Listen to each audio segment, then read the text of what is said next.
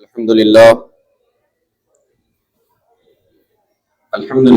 کفا وسلام علی عبادہ الذین اصطفیٰ فاعوذ باللہ من الشیطان الرجیم بسم اللہ الرحمن الرحیم وَأَمَّا بِنِعْمَةِ رَبِّكَ فَحَدِّثْ آمنت باللہ صدق اللہ مولانا العظیم وصدق رسولہ النبی الامین المبین الکریم ونحن علی ذلک لمن الشاہدین والشاکرین والحمد للہ رب العالمین۔ آئیے کچھ عرض و معروض سے قبل و پیش ہم اور آپ مل کر سب سے پہلے عقیدتوں کا نذرانہ، الفتوں کا خراج، محبتوں کا تحفہ، خلوص کا ہدیہ بشکل درود و سلام اس مقدس ذات کی بارگاہ میں پیش کرنے کی سعادتیں حاصل کریں جن کو مشیت نے محاسن نبوت کی رعنائیوں سے سجا بنا کر مبعوث فرمایا، جنہیں کمالات رسالت کی شاہی عطا کی اور علو شان کا تاج پہنایا، جن کی بارگاہ میں پامال شدہ زندگیوں کو زلال صافی کا جام عطا کیا جاتا ہے، جن کے پلکوں کے سائے میں ہر وقت کرم کا دریا لہراتا ہے، جن کی نظریں اٹھ جاتی ہیں تو دلوں کے آئینے چمک اٹھتے ہیں، جن کی زبان حرکت میں آتی ہے تو غیب کے اسرار کھلتے ہیں، جن کی انگلیوں میں نور کی تابانی ہے، جن کی باتوں میں ستاروں کی درخشانی ہے، جن کو اپنی طرح کہنا علامت شیطانی ہے، جن کے نام پر مر مٹنا عقیدت کی نشانی ہے۔ آئیے اسے رسول باوقار صلی اللہ علیہ وسلم کی بارگاہ میں نہایت ہی ادب و احترام کے ساتھ آواز بلند درود پاک پڑھیں۔ اللہم صلی علی سیدنا مولانا محمد معدن الجود والکرم وآلہ وبارک وسلم صلاۃ و سلام علیک یا رسول اللہ صلی اللہ تعالی علیہ وسلم۔ مولا یا صلی وسلم دائما ابدا علی حبیبک خیر خلق۔ اللہ رب العزت کی بارگاہ میں توحیدی کلمات اور آقا علیہ الصلوۃ والسلام کی بارگاہ میں سلام کا نذرانہ پیش کرنے کے بعد منبر رسول پر رونق افروز باوقار علماء کرام، حاضرین مجلس، السلام علیکم ورحمۃ اللہ وبرکاتہ۔ اللہ رب العزت کا بہت بڑا احسان ہے کہ رب کائنات نے اپنے توفیق خاص سے ہمیں اور آپ کو اپنا اور اپنے محبوب کا ذکر سننے کے لیے اکٹھا کیا۔ آپ حضرات کی خدمت میں بالعموم اور حضرت مولانا شموع صاحب، روشن صاحب، سلیم صاحب اور تمام اشفاقی برادران کی خدمت میں بالخصوص دل کی عطا گہرائیوں سے ہدیہ تبریک و تحسین پیش کرتا ہوں۔ اللہ کی بارگاہ میں دعا کروں کہ رب کائنات ہمارے سننے سنانے کو اپنی بارگاہ میں شرف قبولیت عطا فرمائے، اور محب وقار حضرت علامہ مولانا عبدالستار صاحب کی خدمت میں بھی ان کا بھی شکر گزار ہوں کہ ان کے توسل سے تاریخ کا تعین ہوا اور میں آپ کے دیار میں پہلی مرتبہ حاضر ہوا۔ بہت ہی خوشی ہوئی یہ چراغاں دیکھ کر، یہ سجاوٹ دیکھ کر، اور اس سے بھی بڑھ کر آپ لوگوں کے جوش کو اور آپ لوگوں کے نبی سے جو محبت ہے اسے دیکھ کر اللہ اس محبت کو تا دم حیات سلامت رکھے۔ دیکھیے زیادہ تفصیل میں نہیں جاؤں گا کیونکہ وقت بھی بہت کم ہے۔ یہ ربیع الاول شریف کا مہینہ ہے۔ ربیع الاول یہ عربی کا لفظ ہے۔ ربیع کہتے ہیں بہار کو، اول کہتے ہیں، اول کا مطلب ہوتا ہے پہلی۔ ربیع الاول پہلی بہار، مہینہ ہی بتا رہا ہے کہ بہار آئی ہے، مہینہ سے ہی پتہ چل رہا ہے بہار آئی۔ اور بہار آتی ہے تو چمن میں پھول کھلتے ہیں، بہار آتی ہے تو کلیاں مسکراتی ہیں، بہار آتی ہے تو غنچے چٹکتے ہیں، بہار آتی ہے بلبل مسکراتی ہیں، بلبل گنگناتی ہیں، اور بہار تب آتی ہے جب خزاں ہو۔ یہ فطرت کا قانون ہے کہ جب رات کی تاریکی اپنے پورے شباب پر آ جائے تب اللہ صبح صادق کو بھیجتا ہے. جب خزاں پتجھڑ لے کر آ جائے، جب خزاں پورے چمن کو ویران کر دے تب بہار آتی ہے. عرب کی تپتی ہوئی دھرتی کو آپ اپنی نظر میں رکھیں. آقا علیہ الصلوۃ والسلام کی بعثت سے پہلے عرب کی دھرتی، عرب کی تپتی ہوئی زمین پر شرک جو ہے خزاں تھا، کفر خزاں تھا، ظلمت خزاں تھی. لیکن اللہ تبارک و تعالی نے عبداللہ کے گھر اپنا محبوب بھیج کر یہ اعلان فرما دیا کہ اب جو ہے خزاں ختم ہو گئی ہے، اب بہار آ گئی ہے. اب جو ہے نا بیواؤں میں اعلان کر دو کہ اب تمہارے دکھیوں کا سہارا بن کر محمد آ گیا ہے. یتیموں پر قیامت تک دست شفقت رکھنے والا میرا رسول آ گیا ہے. لڑکیوں کے سروں پر رحمت کی چادر ڈالنے والا میرا نبی اب تشریف لے آیا. یہ اعلان ہوا. اور صرف یہی نہیں، اللہ کو اپنا محبوب بھیجنا تھا، اپنے محبوب کو بھیجنا تھا تو اللہ نے جگہ کا انتخاب کیا.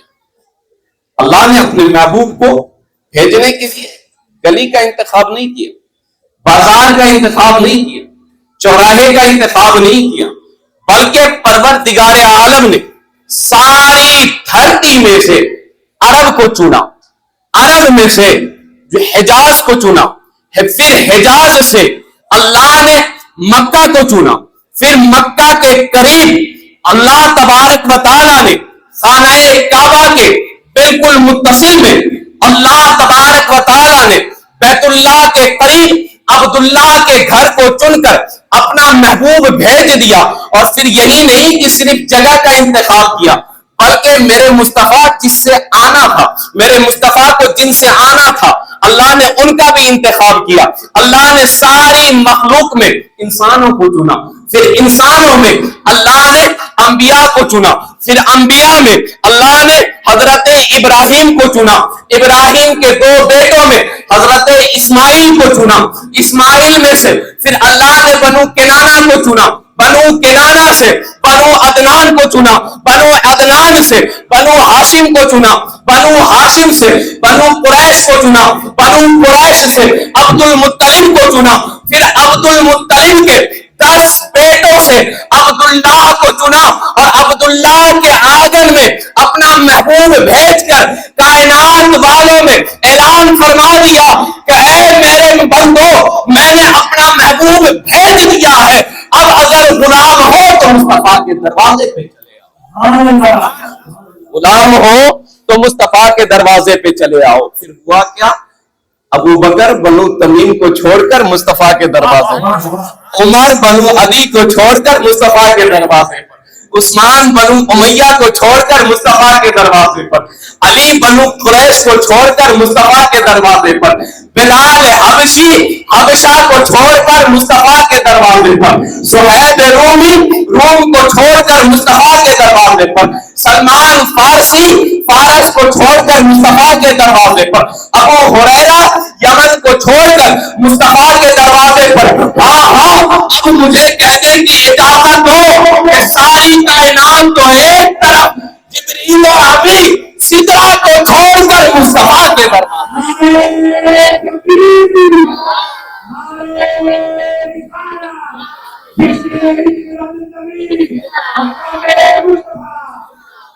جبریل ابی سدرہ کو چھوڑ کر مصطفیٰ کے دروازے، چاند آسمان کو چھوڑ کر مصطفیٰ کے دروازے پر، کتاب خدا، کلام خدا، قرآن لوح محفوظ سے اتر کر مصطفیٰ کے قلب اطہر پر.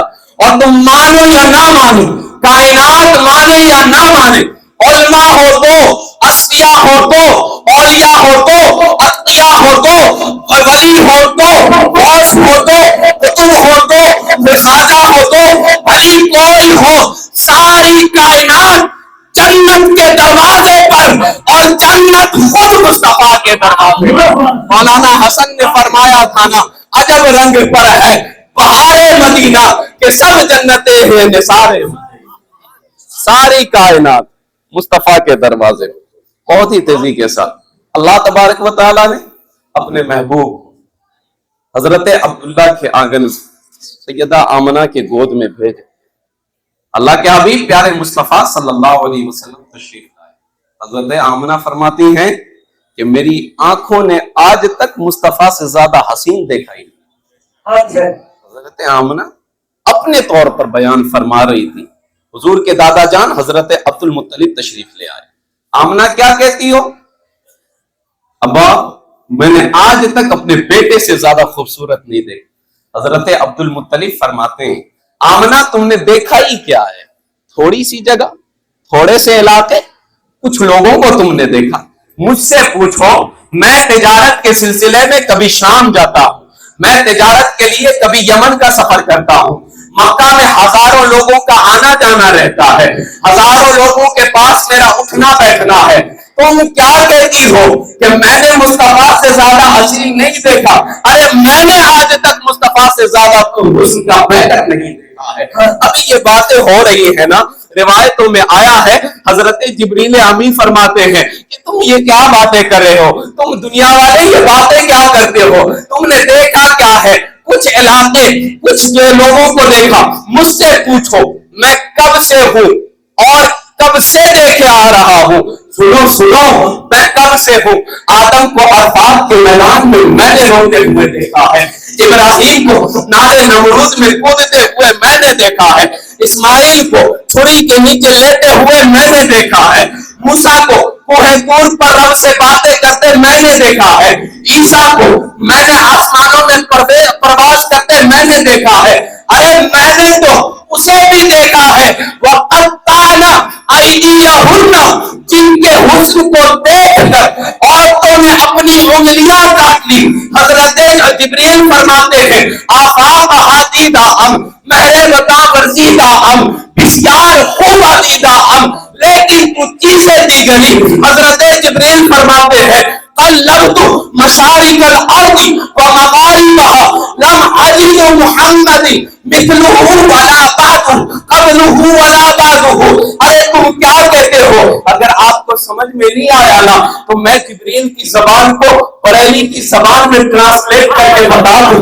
بریلی کی زبان میں اس کی بات اگر بولو نا، جبریل کی بولی بریلی کی بولی میں اعلیٰ حضرت فرماتے ہیں جب جبریل کہہ رہے تھے نا کہ میں نے سب کو دیکھا، مشرق کو میں نے دیکھا، مغرب کو میں نے دیکھا، شمال کو میں نے دیکھا، جنوب کو میں نے دیکھا، تحت الثری کو میں نے دیکھا، ساتوں آسمان کو، عرش کو، کرسی کو، سدرہ کو، جنت کو، جنت کی بہاروں کو، لیکن مصطفیٰ سے زیادہ حسین میں نے کسی کو نہیں پایا.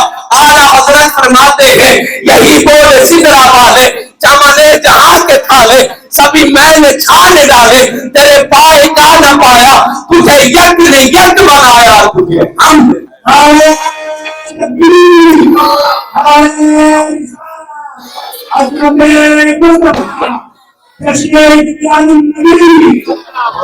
مصطفیٰ سے زیادہ حسین آج تک کوئی دیکھا ہی نہیں. اچھا ایک بات اور آتی ہے ذہن میں، کچھ لوگ ہوتے ہیں جنہیں دور سے دیکھو نا تو وہ بہت زیادہ خوبصورت نظر آتے، لیکن پاس میں ہو تو جتنے دور سے تھے وہ اتنے قریب سے نہیں ہوتے. اکثر یہ سوشل میڈیا کا دور ہے، بالخصوص جو نوجوان ہیں وہ میری بات سے اتفاق کریں گے کہ اکثر موبائل میں یہ فلٹر کا سسٹم چلا ہوا ہے. فلٹر لگا کے ڈی پی پہ کچھ اور، لیکن سامنے آتے ہیں تو ریزلٹ کچھ اور نکل جاتا ہے. تو کچھ لوگ ہوتے ہیں جنہیں دور سے دیکھو تو اچھے لگتے ہیں، پاس آئیں پھر اتنے خوبصورت اتنے اچھے نہیں لگتے ہیں. لیکن میرے آقا کی ذات وہ ذات ہے، دور سے تو حسین لگتے ہیں، اگر قریب آتے ہیں تو ایسا لگتا ہے کہ حسن خیرات مصطفیٰ سے لے کر جاتے ہیں. اور یہ نہیں سوچیں گے کہ صرف بس ہوا میں باتیں ہو رہی، بلکہ دونوں کے قول ہیں. جنہوں نے دور سے دیکھا ان کے بھی اقوال میرے پاس، جنہوں نے قریب سے دیکھا، قریب سے دیکھنے والی حضرت عائشہ صدیقہ فرماتی ہیں کہ آسمان کا ایک چاند ہے اور میرا بھی ایک چاند ہے، لیکن میرے چاند کے سامنے آسمان کا چاند پھیکا پڑ جاتا ہے. اچھا ایک اور چیز، دیکھنے والوں نے تو آقا کو بہت طریقے سے دیکھا، جنہوں نے بھی دیکھا یوں کر کے دیکھا، ایسے کر کے دیکھا، لیکن دو ذات ایسی ذات ہے کہ جنہوں نے ایسے کر کے دیکھا ہے، سب نے یوں دیکھا ہے۔ دو ذات ایسی ہے جنہوں نے ایسے دیکھا ہے، یوں کر کے دیکھا ہے۔ ایک ذات صدیق اکبر کی ہے، دوسری ذات صدیقہ کی۔ صدیق اکبر نے غار سور میں آقا علیہ الصلوۃ والسلام حضرت صدیق اکبر کے زانوں پر اپنا نبوت والا سر رکھ کر آرام فرما رہے تھے۔ حضرت صدیق اکبر کے دیکھنے کا انداز یہ تھا، اور حضرت عائشہ حضور کے حجرے میں آقا علیہ الصلوۃ والسلام حضرت عائشہ کی گود میں سر رکھے ہوئے وہاں دیکھنے والوں نے، اور بھی میں کہہ رہا تھا جو قریب سے دیکھے، جنہوں نے قریب سے دیکھا، اور بھی سن لیں قول، جنہوں نے قریب سے دیکھا، کتنا قریب سے؟ صف میں دیکھا ہو، مصلی پہ جنہوں نے دیکھا، ممبر پہ جنہوں نے دیکھا، مسجد نبوی میں جنہوں نے دیکھا، سفر میں جنہوں نے دیکھا، حضر میں جنہوں نے دیکھا، وہ حضرت حسان بن ثابت ہے۔ حضرت حسان فرماتے ہیں وَأَحْسَنُ مِنْكَ لَمْ تَرَ قَطُّ عَيْنِي وَأَجْمَلُ مِنْكَ لَمْ تَلِدِ النِّسَاءُ خُلِقْتَ مُبَرَّأً مِنْ كُلِّ عَيْبٍ كَأَنَّكَ قَدْ خُلِقْتَ كَمَا تَشَاءُ۔ یا رسول اللہ، میری آنکھوں نے آج تک آپ سے زیادہ حسین دیکھا ہی نہیں، دیکھے تو کیسے دیکھے؟ خود جواب دیتے ہیں دوسرے مصرع میں کہ آج تک آپ سے زیادہ حسین کسی ماں نے جنا ہی نہیں۔ خلقت مبرئا من کل عیب، آپ ہر عیب سے پاک پیدا کیے گئے۔ اس کے بعد فرماتے ہیں آپ گویا کہ اللہ نے آپ کو ایسے بنایا جیسا کہ آپ چاہتے تھے۔ یہ قریب والے تھے جنہوں نے دیکھا تھا، اب وہ 1400 سال کی دوری پہ دیکھا ہے۔ ان کا کیا قول ہے؟ 1400 سال کی دوری پر جب دیکھا تو وہ فرماتے ہیں بَدَقَ الْغُلَامِ كَمَالِهِ كَشَفَتْ حُجَابِ جَمَالِهِ حَسُنَتْ جَمِيعُ خِصَالِهِ صَلُّوا عَلَيْهِ وَآلِهِ۔ یہ 1400 سال کی دوری پہ کھڑے ہو کر دیکھ رہے تھے، جو سارے 1400 سال کی دوری پہ کھڑے ہیں۔ انہوں نے جب دیکھا، انہوں نے کیا کہا؟ اللہ اکبر، وہ میرا امام تھا۔ سارے 14 سال کی دوری پر، سارے 1400 سال کی دوری پہ کھڑے ہو کر مصطفیٰ کے حسن کو جب ملاحظہ فرمایا، میرا امام کہتا ہے وہ گمان حسن حضور ہے کہ گمان نقص جہاں نہیں، یہی پھول خار سے دور ہے، یہی شمع ہے کہ دھواں نہیں۔ یہ باتیں چل رہی تھی، سب اپنے اپنے اقوال پیش کر رہے تھے، سب اپنے اپنے قول پیش کر رہے تھے۔ مصطفیٰ سے زیادہ حسین نہیں، میری آنکھوں نے دیکھا نہیں، کسی ماں نے جنا نہیں، ساری باتیں ہو رہی تھی۔ عرش سے آواز آئی اور میرے بندوں ساری باتیں ختم کرو، تمہاری اوقات ہی نہیں ہے، کیونکہ اللہ نے مصطفیٰ سے زیادہ حسین پیدا ہی ہے۔ رب نے مصطفیٰ سے زیادہ حسن کا پیکر کسی کو بنایا ہی نہیں۔ اللہ نے مصطفیٰ کے حسن کو بنا کر رب نے قلم توڑ دیا۔ یہ ہے مصطفیٰ کی ذات۔ اللہ نے اتنا مقام بلند فرمایا ہے، اتنا عرفہ و اعلیٰ۔ اللہ اکبر، کتنا بلند، کتنا بلند، سنیں تو صحیح۔ اللہ نے اپنے محبوب کے مقام کو اتنا بلند فرمایا کہ اگر میرا محبوب، اگر میرے آقا سر اٹھا کے بولے تو قرآن بنے، سر جھکا کر بولے تو حدیث بنے، قدم اٹھائے تو سنت بنے، قدم رکھے تو جنت بنے۔ اگر کسی کو محبت سے دیکھ لے تو صحابی بنے، اور کسی کو رب سے مان کر لے وہ فاروق اعظم بنے۔ اگر شادی کرے تو ام المومنین بنے، جو پیدا ہو وہ خاتون جنت بنے۔ جنہیں اپنی بیٹیاں دے وہ ذوالنورین بنے، اور جنہیں اپنے ہونٹوں سے چومے وہ حسن حسین۔ مصطفیٰ کی شان ہے، مصطفیٰ کی عظمت یہ ہے۔ اللہ اکبر، مصطفیٰ سے زیادہ بڑھ کر حسن کا پیکر، مصطفیٰ سے زیادہ حسین آج تک کوئی پیدا ہی نہیں۔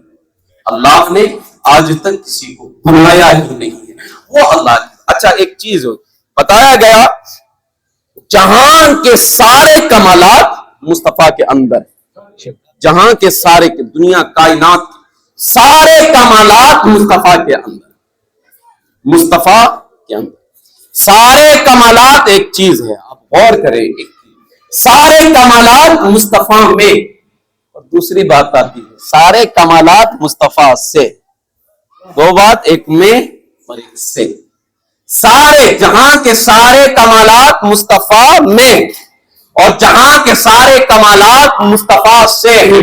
آپ پوچھیں گے کیسے؟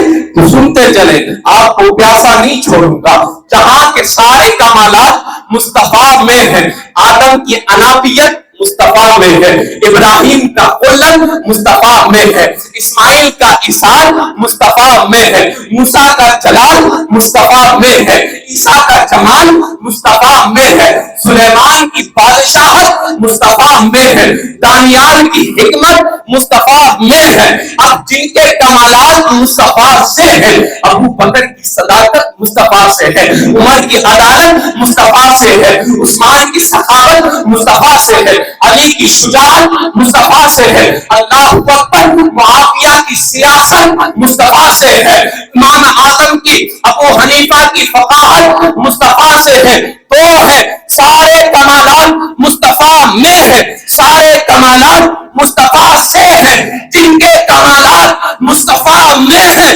انہیں انبیاء کی جماعت کہتے ہیں، جن کے کمالات مصطفیٰ سے ہیں انہیں صحابہ کی جماعت کہتے ہیں۔ حسن یوسف، دم عیسیٰ، ید بیضا داری، آنچ خوباں ہما دارن تن۔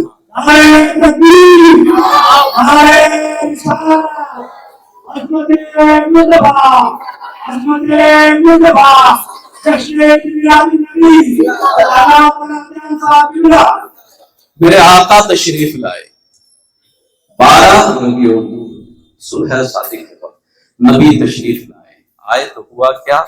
ساری کائنات گنگنا رہی تھی، ساری کائنات اپنے طور پر نغمے کرے تھے۔ میں آپ سے سبحان اللہ کا طالب نہیں ہوں، آپ کا دل چاہے تو آپ بول دیں، لیکن آپ سنیں، غور سے سنیں۔ سب کہہ رہے ہیں آ گئے مصطفیٰ، آ گئے، ساری کائنات کی زبان تھی۔ کہنے والوں نے کیا کیا کہا سنیں۔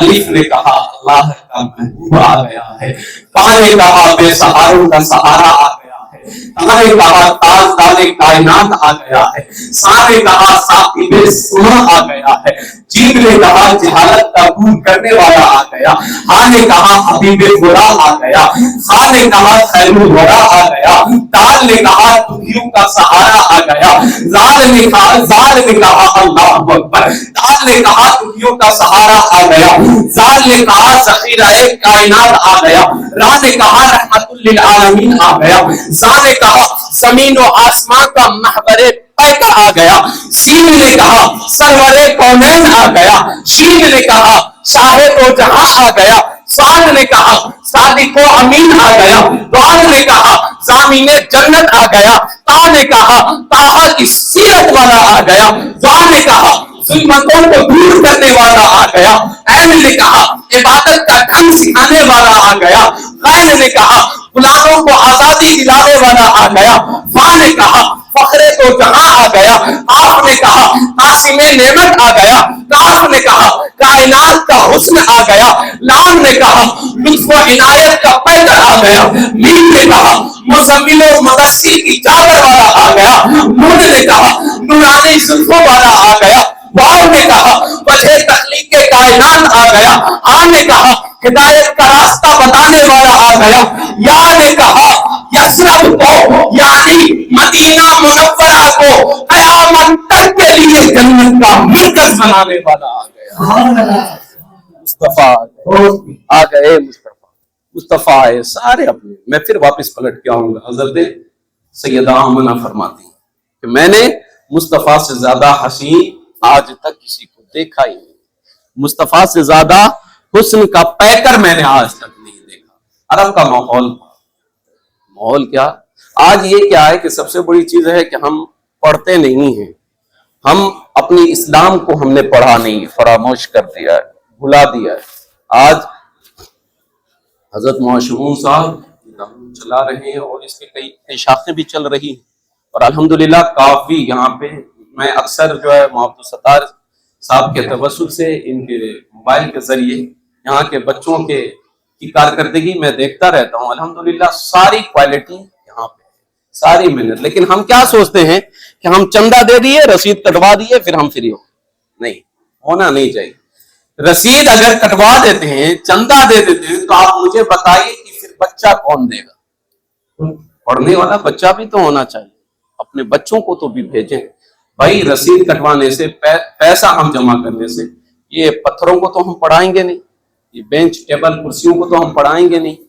صرف چندہ نہ دیں, بلکہ کم سے کم جتنی بھی اولاد ہو اس میں سے آپ نیت کریں کہ ایک اولاد کو ہم آقا علیہ الصلوۃ والسلام کی قرآن اور حدیث کا عالم بنائیں. یہ آپ لوگوں کی سوچ ہونی چاہیے. ہم پڑھتے نہیں ہیں نا, اس لیے ہمیں معلوم نہیں کہ ہمیں کتنی عظمت والا نبی ملا, کتنی شان والا نبی ملا. علماء بیان فرماتے ہیں ترازو کے 2 پلڑے کیے, 2 پلڑوں میں سے ایک پلڑے پر زمین کے نیچے جتنی مخلوق بستی ہے, ساری مخلوق کو آپ سنیں کہ ہمارے نبی کی عظمت کتنی, ہمارے نبی کی کیا شان ہے. فرمایا کہ 2 پلڑے کیے جائیں ایک پلڑے پر, زمین کے نیچے جتنی مخلوق بستی ہے ساری مخلوق کو ترازو کے اسی ایک پلڑے پہ رکھ دو. اس کے بعد دریاؤں میں, سمندروں میں جتنے پانی ہیں, مچھلیوں سمیت ساری مچھلیوں کو اسی ایک پلڑے پہ رکھو. پھر زمین کے اوپر جتنی مخلوق ہے, چرند ہو, پرند ہو, درندے ہو, یہ شجر ہو, حجر ہو, ساری مخلوق کو اسی ایک پلڑے پہ رکھو. پھر آپ تھوڑا اوپر چلے, آپ آسمان پہ چلے, آسمان میں جتنے ستارے جگمگا رہے ہیں, ستاروں کو سورج اور چاند سمیت آپ سب کو ترازو کی اسی ایک پلڑے پہ رکھتے. پھر آسمان کے اوپر جائیں, آسمان پہ جتنے فرشتے ہیں, پہلے آسمان پر جتنے فرشتے ہیں سارے فرشتوں کو آسمان سمیت ترازو کی اسی ایک پلڑے پہ, پھر دوسرے آسمان, تیسرے, چوتھے, پانچویں, 7ویں آسمان تک ساتوں آسمان کو ترازو کے اسی ایک پلڑے پہ رکھ دو. اس کے بعد آپ عرش کو, کرسی کو, اس کے بعد لوح کو, قلم کو, جنت کو, جنت کی ساری نعمتوں کو ترازو کے اسی ایک پلڑے پہ رکھیں. اس کے بعد آپ لے لیں حضرت جبریل کو, حضرت میکائیل کو, حضرت اسرافیل کو, حضرت اسرائیل کو, جتنے فرشتے ہیں سارے فرشتوں کو, سارے انسانوں کو ترازو کے اسی ایک پلڑے پہ رکھ دے. سارے جتنے نبی آئے ہیں حضرت آدم سے حضرت عیسیٰ تک, سارے نبیوں کی عظمت کو ترازو کے اسی ایک پلڑے پہ رکھ دو, اور دوسرے پلڑے پر آمنہ کے لال کی عظمت کو رکھ دو. قسم خدا کی, جس پلڑے پر آمنہ کے لال کی عظمت آ جاتی ہے وہ پلڑا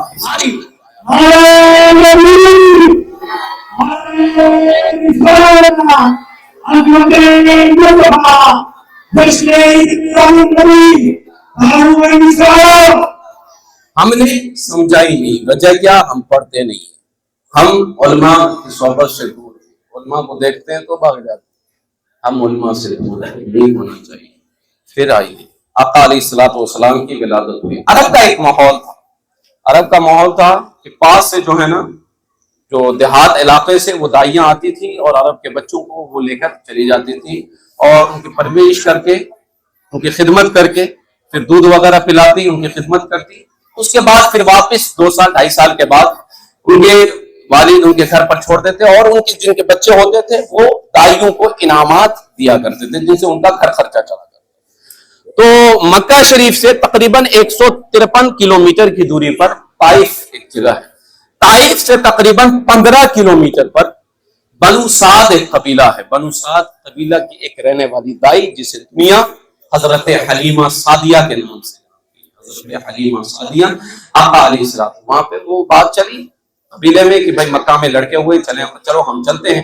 حضرت حلیمہ نے تو پہلے تو منع کر دیا کہ بھائی میرے پاس ایسی سواری نہیں ہے, تم لوگوں کے پاس اچھی سواریاں ہیں, کیونکہ میں غربت اور مفلس کی ماری ہوئی ہوں, میرے پاس ایسی سواری نہیں کہ ہم وہاں پہنچ سکے. اگر تمہارا ساتھ بھی کرتے ہیں تو تم آگے چلی جاؤ گے, ہماری سواری, ہماری اونٹنی جو ہے وہ کمزور ہے, ہم تمہارا ساتھ نہیں دے سکتے, ہم نہیں جائیں گے. لیکن سخی سہیلی تھی, بہت تیزی کے ساتھ سخی سہیلی تھی, انہوں نے ضد کر لی, ضد ہو گئی تو حضرت حلیمہ نے بھی ہاں کر لی. اب ساتھ میں چلے, لیکن وہ جتنی جو ان کے ساتھ میں تھے قافلے کے ساتھ, وہ سب کے سب آگے نکل گئے. حضرت حلیمہ اپنے شوہر حضرت حارث کے ساتھ پیچھے رہ گئے, کیونکہ آپ کو بھی پتا ہے, آپ نے بارہا سنا, علماء سے سنا ہو کہ اونٹنی کمزور تھی, وہ چلنے کے لائق تھی نہیں, اس طریقے سے وہ پیچھے رہ گئی. الغرض مختصر یہ کہ وہ چلی گئی. اب یہ راستے میں ہی تھی کہ ان کے ساتھ والی واپس پلٹ کر بچوں کو لے کر مکہ سے واپس اپنے قبیلے کی طرف جا. حضرت حلیمہ نے پوچھ لیا کہ کیا بات ہے، مکے سے سارے بچوں کو تم نے لے لیا، کوئی بچہ ہے یا نہیں ہے؟ ان میں سے ایک نے کہا کہ ایک بچہ رہ گیا ہے جس کے سر سے اس کے باپ کا سایہ اٹھ گیا، وہ یتیم ہے. لیکن کائنات کو پتا کیا، یہ یتیم کے جو ہے لباس میں قیامت تک کے لیے یتیموں کو سہارا دینے والے یہی محمد صلی اللہ علیہ وسلم کو ہیں. آخرکار انہوں نے آپس میں مشورہ، اپنے شوہر سے مشورہ کیا کہ اتنی دور آ گئے، اب خالی ہاتھ جانے سے بہتر ہے اسی یتیم بچے کو لے لیں. شوہر نے بھی اپنی رائے پیش کی، کہا میری بھی یہی رائے، میرا بھی یہی مشورہ، چلتے ہیں. اب حضرت حلیمہ جب مکہ شریف پہنچی ہے تو انہوں نے سوچا کہ اب مکہ شریف پہنچ گئے تو سب سے پہلے خانہ کعبہ کا طواف کر لیتے. خانہ کعبہ کا طواف کر ہی رہے تھے، دونوں میاں بیوی کر رہے تھے، اتنے میں نظر پڑی حضرت عبد المطلب مصطفیٰ کے دادا جان. حضرت عبد المطلب نے پوچھا کہ تم کہاں سے آئی ہو؟ انہوں نے کہا کہ بنو سعد. کہا نام کیا ہے؟ کہا کہ نام میرا حلیمہ ہے. اب حضرت عبد المطلب، کیونکہ سارے واقعات حضرت عبد المطلب کی نظر کے سامنے، سارے حالات اپنے پوتا جان، سارے حالات جو ہے حضرت عبد المطلب کی نظروں کے سامنے، کہا کہ میرے پوتے کے لیے اس سے بہتر عورت نہیں ہو سکتی، اس سے بہتر عورت نہیں، کیونکہ حلیمہ یہ جو آیا حلم سے، اور یہ جو جس قبیلے سے آئی ہے اس قبیلے کا نام ہے سعد، یہ دونوں چیز اچھی نشانی ہے. اب وہ اپنے گھر لے کر گئے. حضرت حلیمہ فرماتی ہے کہ جیسے ہی میں سیدہ آمنہ کے گھر کے قریب پہنچتی ہوں کہ میں نے دیکھا کہ حضرت آمنہ کے گھر میں ایک نور نکل رہا ہے، حضرت آمنہ کے گھر سے ایک نور ظاہر ہو رہا ہے جس کا رابطہ ڈائریکٹ آسمان سے ہے. اللہ اکبر. حضرت حلیمہ فرماتی ہے اب میں قریب پہنچی، دروازے پر پہنچی تو میری ناکوں کی نتیں پھول گئی، کیونکہ اندر سے ایسی خوشبو آ رہی تھی کہ مشک و عنبر کی خوشبو کے سامنے پھیکی پڑ رہی تھی.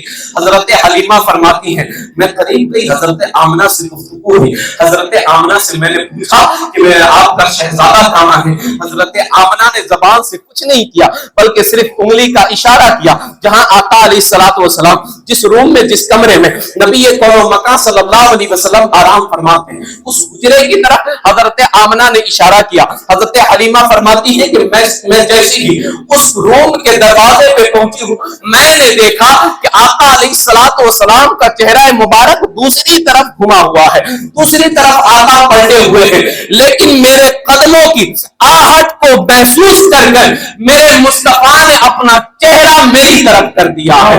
میری طرف جیسی مصطفیٰ کا چہرہ ہوا، آقا مسکرانے لگے، چہرے پر لبوں پر مسکراہٹ پھیل گئی، گویا کہ آقا فرما رہے تھے اے حلیمہ دیر نہ کر، اب اور تاخیر نہ کر، اٹھا لے. لکھنے والے لکھیں گے، بیان کرنے والے بیان کریں گے، مقرر اپنی تقریر میں، خطیب اپنے خطاب میں، مصنف اپنی کتابوں میں لکھے گا کہ حلیمہ نے میرے مصطفیٰ کو اٹھایا ہے.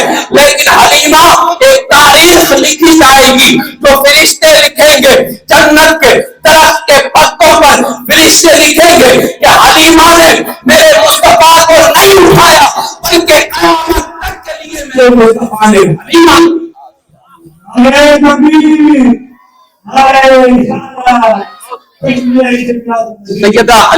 سیدہ حلیمہ نے آقا علیہ الصلوۃ والسلام گود میں لیے. گود میں لینے کے بعد پھر وہی، اور اگر محبت کی زبان میں کہوں چاہے حضرت عبد المطلب ہو، چاہے سیدہ آمنہ ہو، چاہے سیدہ حلیمہ ہو یا حضرت جبریل ہو، سارے مصطفیٰ کا جلسہ منا رہے ہیں، ہر کوئی مصطفیٰ کی میلاد منا رہے ہیں، ہے نا. حضرت حلیمہ اب بہت تیزی کے ساتھ اب آئے. حضرت حلیمہ سفر کی طرف نکلتی ہے. حضرت حلیمہ اب اپنے قبیلے کی طرف روانہ ہوا. اب جیسے ہی اونٹنی بیٹھی ہوئی، اب آپ تھوڑی دیر کے لیے آپ اپنی توجہ میری طرف مبذول کریں. حضرت حلیمہ سعدیہ اب جو ہے اونٹنی پر بیٹھنے کا اسٹائل دیکھ. حضرت حلیمہ کے جو شوہر ہیں حضرت حارث، وہ اونٹنی کی طرف آگے کی طرف حضرت حارث، اور حضرت حلیمہ کی گود میں کائنات کا دولہا، نبیوں کا امام حضرت حلیمہ نے اپنی گود میں لے کر بیٹھ گئے. مطلب کیا؟ آپ کو آسان کر کے سمجھاؤں کہ حضرت حارث آگے، بیچ میں آقا علیہ الصلوۃ والسلام اور پیچھے حضرت حلیم.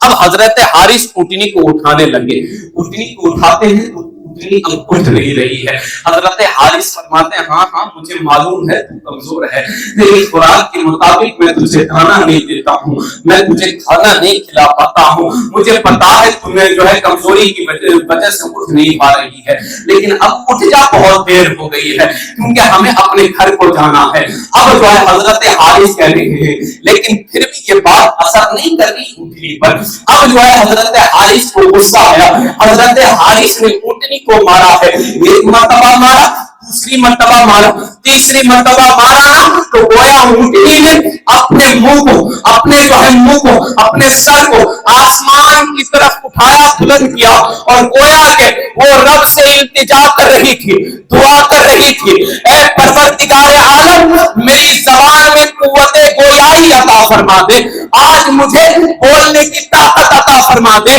تاکہ میں حضرت حارث سے کہہ دوں کہ تمہیں مارنا ہے تو مارو، میری جان لینی ہے تو جان لے لو، لیکن جب تک نبیوں کا ایمان آگے نہیں آئے گا میں اٹھنے کا نام نہیں لے گا.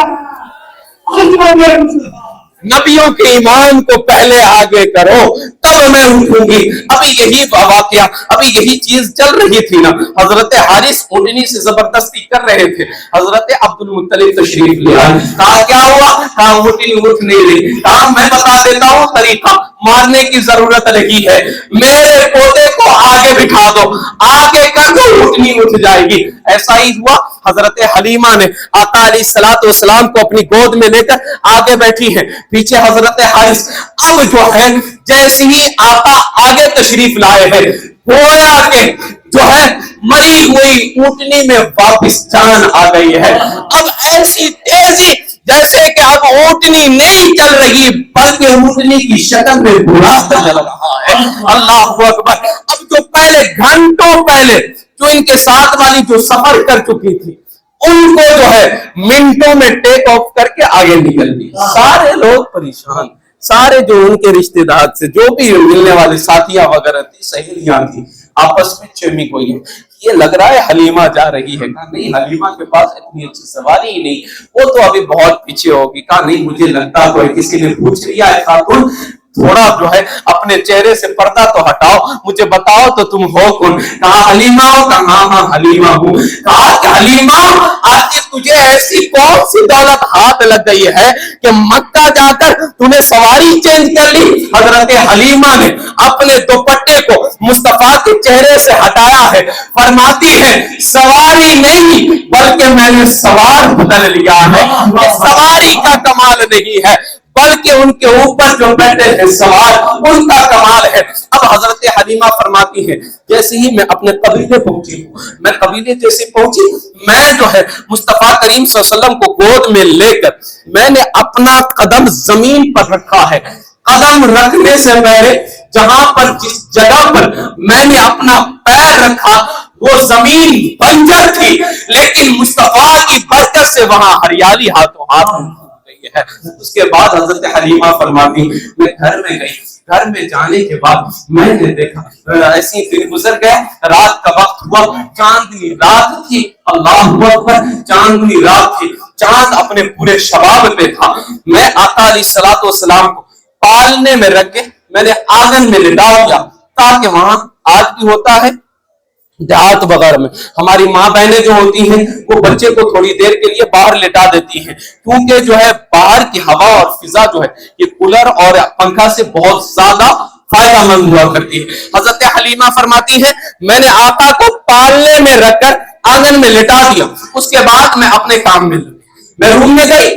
روم میں جانے کے بعد میں اپنے کام میں مشغول ہو گئی. تھوڑی دیر کے بعد میں جیسی ہی باہر آئی میری نظر آسمان کے چاند پہ پڑی. میں نے دیکھا کہ آسمان کا چاند کبھی دائیں جائے کبھی بائیں جائے، کبھی آگے کبھی پیچھے. حضرت حلیمہ فرماتی ہے میں پریشان، میں نے سوچا یا اللہ یہ آسمان کا چاند ایسے کیوں کر رہا ہے؟ لگتا ہے کہ کوئی زلزلہ یا قیامت آنے والی ہے. پھر میرے ذہن میں تیزی سے کام کیا کہ میں نے اپنے شہزادے کو، میں نے مصطفیٰ کو آگے میں لٹایا ہوا ہے، میں بھاگی پالنے کی طرف، جیسے ہی میں پالنے کے قریب پہنچی ہوں میرا تعجب اور بڑھ گیا، میں نے کیا دیکھا، پالنے میں پڑے میرے آقا آرام فرما رہے، میرے نبی انگلی کا اشارہ کرتے ہیں، اگر انگلی دائیں جاتی ہے چاند دائیں جاتا ہے، انگلی بائیں جاتی ہے چاند بائیں جاتا ہے، جس طرف انگلی جاتی ہے اس طرف چاند رقص کرتا ہے۔ بریلی کے امام کی نظر جب اس حدیث میں پڑتی ہے، بریلی کا امام پکار اٹھتا ہے، چاند جھک جاتا جدھر، انگلی اٹھاتے مہد میں کیا ہی چلتا تھا اشاروں پر کھلانا۔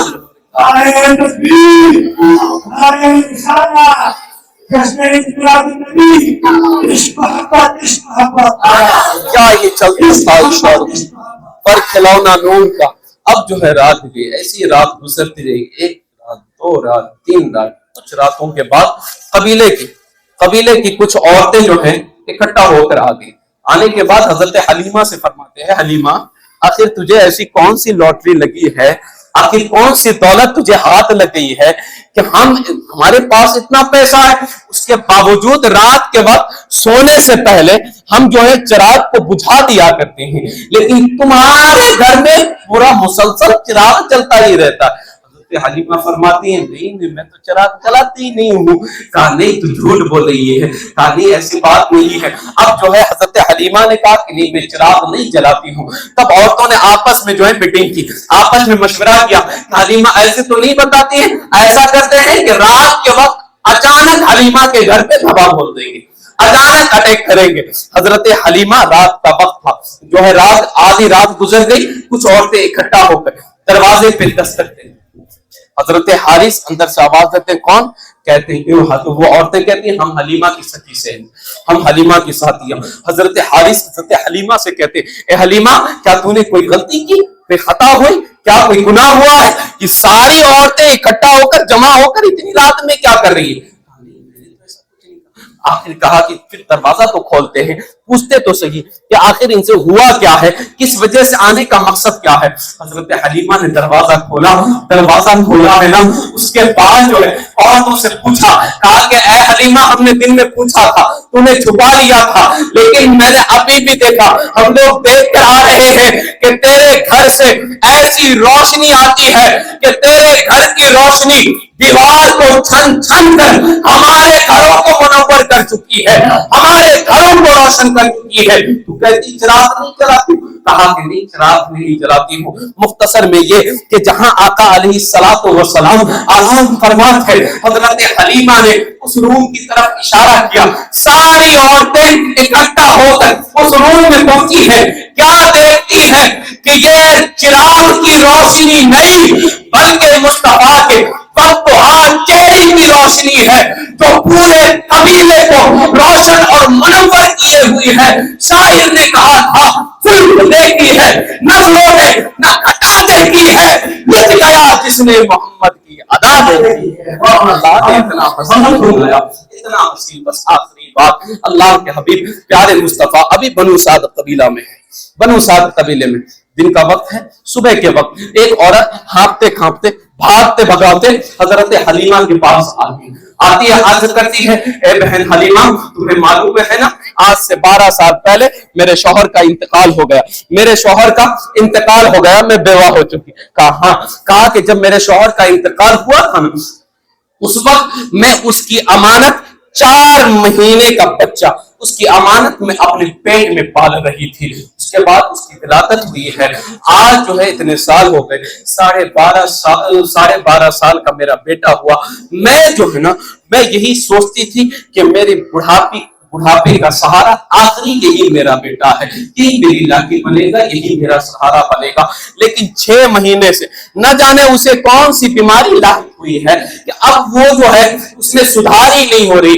میں نے بہت سارے طبیبوں کو دکھایا، ڈاکٹروں کو دکھایا، لیکن کہیں کوئی فرق نہیں پڑتا۔ اے بہن حلیمہ میں تیرے پاس اس لیے آئی ہوں کیونکہ تیرا ادھر ادھر آنا جانا رہتا ہے، شہروں میں، قبیلوں میں، بچوں کے سلسلے میں آتی جاتی رہتی ہے۔ اے حلیمہ اگر تیری نظر میں کوئی حبیب، کوئی طبیب، کوئی ڈاکٹر، کوئی حکیم ہو تو مجھے بتا دے۔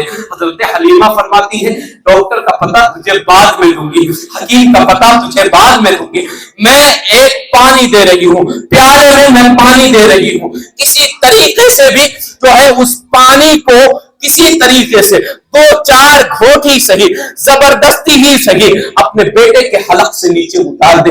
میں یہ نہیں کہتی کہ شام تک تیرا بیٹا فضاؤں میں اڑنے لگے گا، لیکن اتنا یقین کے ساتھ کہتی ہوں کہ شام تک تیرا بیٹا میدان میں دوڑنے کے قابل ہو جائے گا۔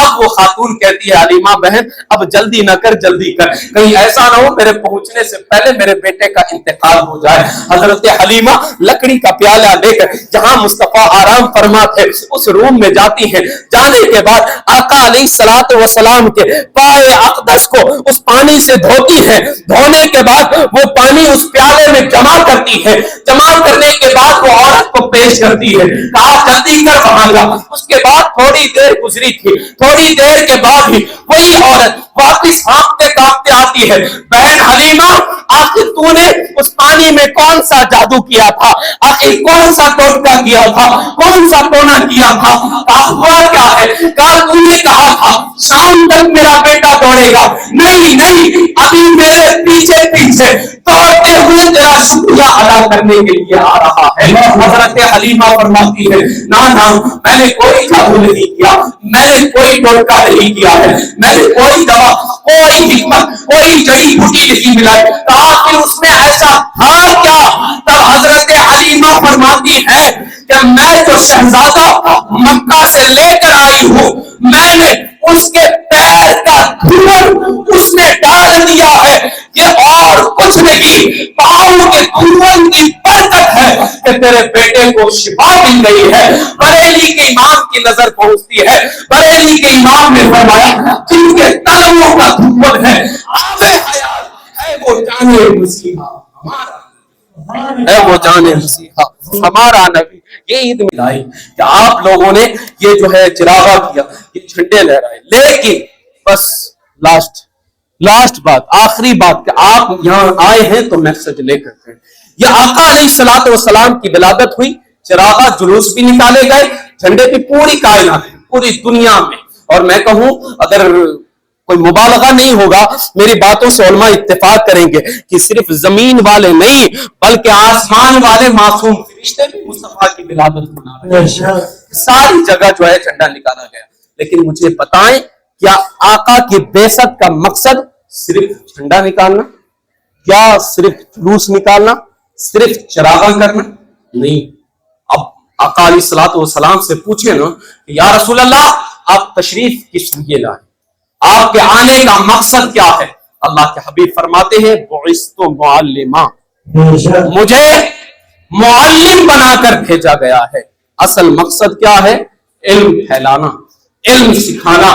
آج الحمدللہ دارالعلوم معین الاسلام بہت بہترین کام، اور الحمدللہ پچھلے سال ہی ابھی عید سے پہلے شعبان کے مہینے حضرت شمون صاحب کی بھی عزت افزائی شہر راجستھان مفتی اعظم راجستھان نے فرمائی تھی، پورے مرکزی ادارے میں یہ کس وجہ سے؟ یہ صرف ان کی کارکردگی کی وجہ سے، ان کے جو محبین ہیں، ان کے جو کارکنان ہیں، یہ سب مبارکبادی کے لائق۔ الحمدللہ یہ بچوں پر محنت کرتے ہیں۔ بس آپ سے گزارش یہی ہے کہ آپ اپنے بچوں کو دینی تعلیم، دنیاوی تعلیم، میں صرف یہ نہیں کہتا کہ آپ صرف عالم بنو، نہیں، بلکہ اچھا یہ چاہتی آج جو ہے نا لوگ چاہتے ہی یہی ہیں کہ مسلمانوں کو جاہل رکھا جائے، کیونکہ اگر مسلمان پڑھ لے گا تو ان کے آفس کے آگے جھاڑو پوچھا کرے گا کون؟ جھاڑو پوچھا کرنے والا بھی ہونا چاہیے۔ اس لیے وہ چاہتی نہیں، یہ قوم نہیں چاہتی ہے کہ ہمارے مسلمان بچے پڑھیں، اس لیے ہمیں چاہیے کہ ہم بچوں کو تعلیم کے میدان میں آگے لائیں۔ اللہ پاک سننے سنانے سے زیادہ عمل کی توفیق عطا فرمائے۔ وآخر دعوانا الحمدللہ رب العالمین۔ السلام علیکم ورحمۃ اللہ۔